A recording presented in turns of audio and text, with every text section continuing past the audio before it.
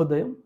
క్రీస్తు నందు ప్రియమైన దేవుని బిడ్డలారా, మన రక్షకుడైన యేసుక్రీస్తు వారి యొక్క పరిశుద్ధ నామములో మీ అందరికీ ఉదయకాల శుభాలు తెలియజేస్తున్నాను.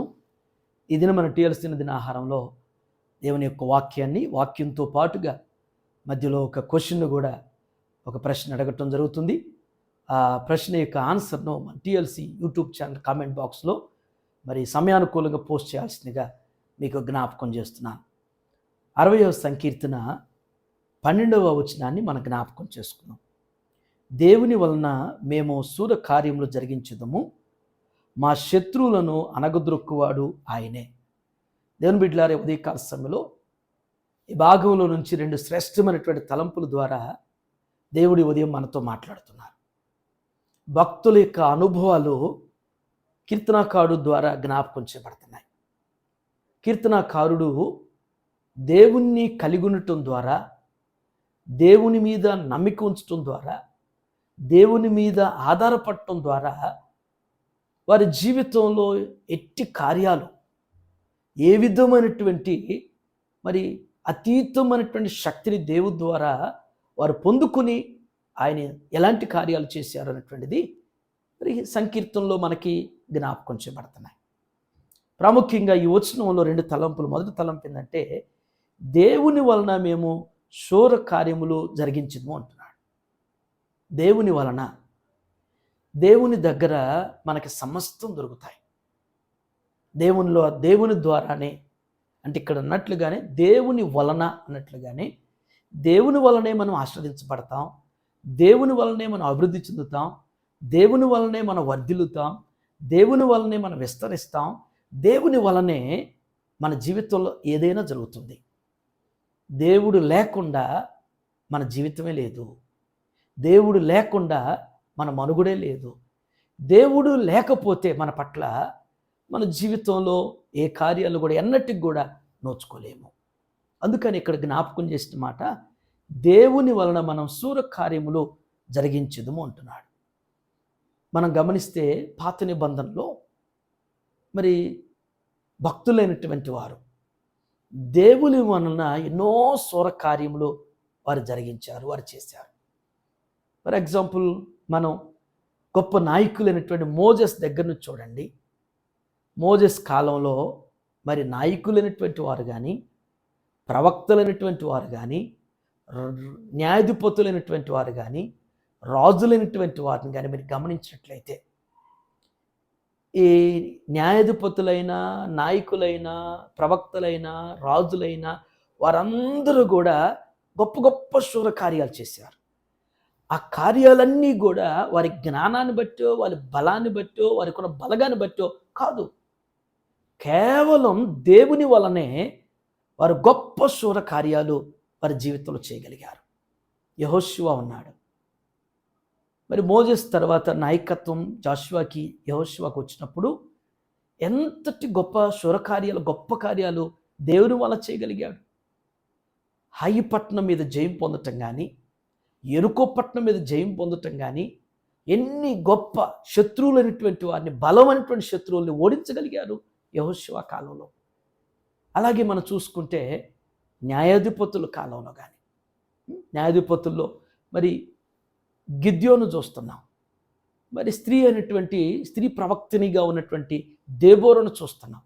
వీరందరూ కూడా మరి గొప్ప కార్యాలు. అలాగే రాజుల్లో మనం గమనించినట్లయితే యెహోషాపాతు రాజు ఉన్నాడు, దావీదు ఉన్నాడు, సొలొమోను ఉన్నాడు, మరి హిజ్కియా ఉన్నారు. వీరందరూ కూడా దేవుని వలన శూర కార్యాలు పొందినటువంటి వారు.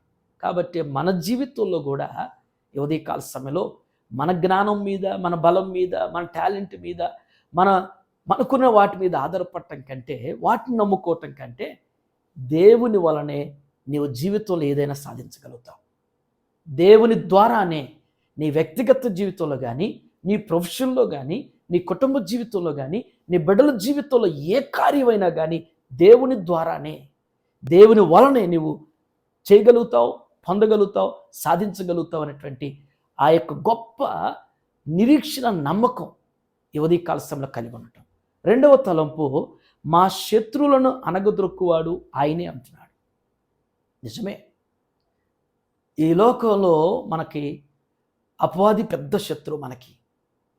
దుష్టుడైనటువంటి అపవాదైనటువంటి వాడు మనం వాడిని ఎదిరించలేము, వాడి మీద యుద్ధం చేయలేం, వాడి మీద మనం జయం పొందలేం.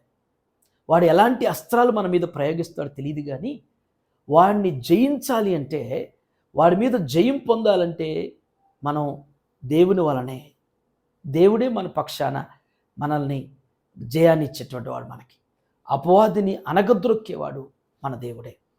అంత మాత్రమే కాదు, కానీ ఈ లోకంలో మనకి ఎలాగా మన శత్రువులు అనేటువంటి వారు, వ్యక్తిగతంగా కావచ్చు, ప్రొఫెషన్ పరంగా కావచ్చు, మనం ఉన్నటువంటి పరిసరాల్లో కావచ్చు, ఏ విధంగా శత్రువులు అనేటువంటి వారు పుడతారో ఎదుగుతారో మనకు తెలియదు.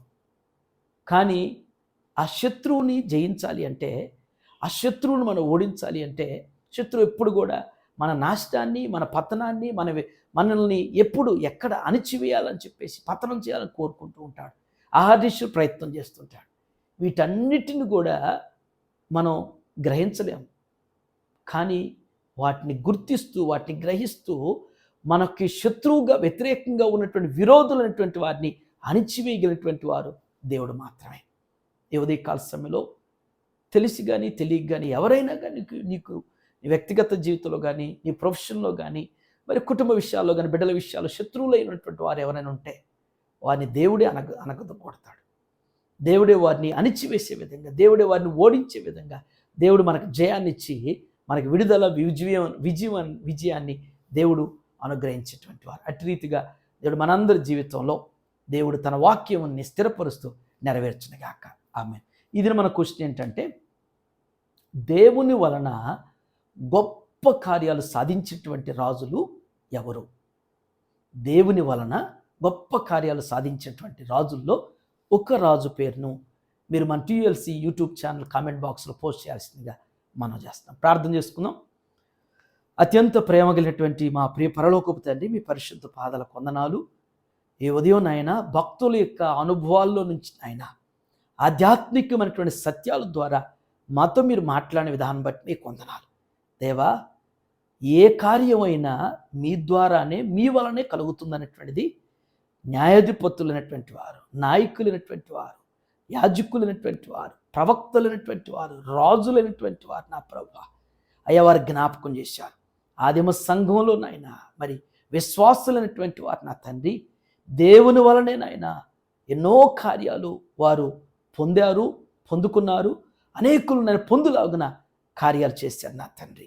ఏ ఉదయం నా ప్రభువా మేము కూడా నాయన మీ ద్వారానే, మీ వలనే నా ప్రభువా ఏదైనా మా జీవితంలో మేము సాధించగలుగుతాం, పొందుకోగలుగుతాం.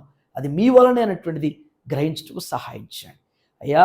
మాకు తెలిసి కానీ తెలియక కానీ ప్రభువా మమ్మల్ని ఎవరైనా ద్వేషించేవారుగా, మమ్మల్ని దూషించేవారుగా, మమ్మల్ని అంతం వచ్చాలి పంతంతో నాయన ప్రతీకారంతో ఉంటుంటే వారిని మీరు క్షమించండి అయ్యా.